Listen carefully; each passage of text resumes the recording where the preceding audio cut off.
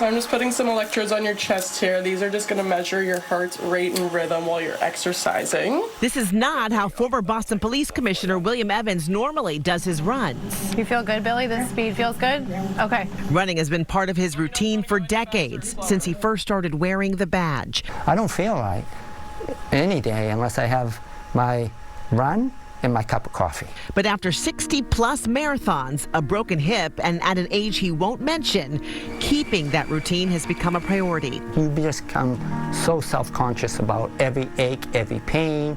You know, some days I'm running, I feel my calves. Some days I'm running, you know, it's just, you know, you get very up close with the senses in your body if you're a runner. Not just for his physical health, but his mental well-being, too.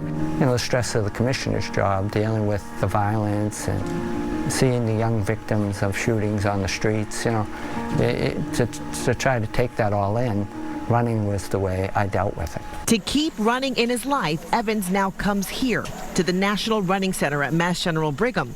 You know, I'm not any spring chicken anymore, and and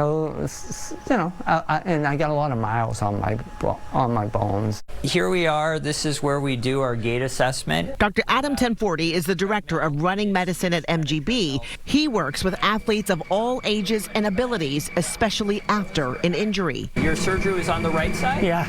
So you're really kind of trying to take the weight off of the right side to, which makes sense, but what we always need to pay attention to is just making sure that that's not causing undue stress on the left side. For 1040, this scientific assessment makes a big difference when it comes to getting runners back out there safely. A lot of times you'll hear the too much, too soon, too fast. I really firmly believe that individuals of all ages should be able to enjoy the sport, and really our goal is to get people pain-free when they return to sport and running.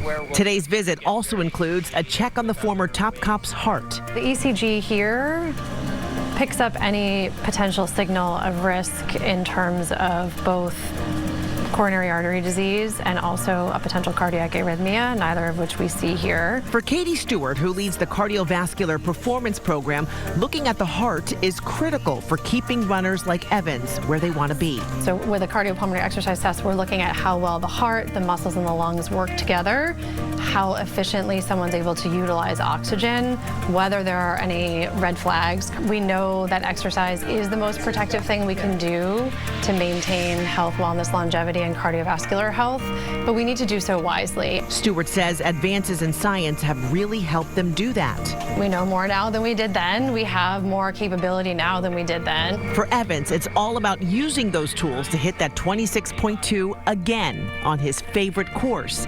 He's ready for his 25th Boston Marathon. It's the best marathon in the world. I've gone all over the world running marathons, but Boston's special.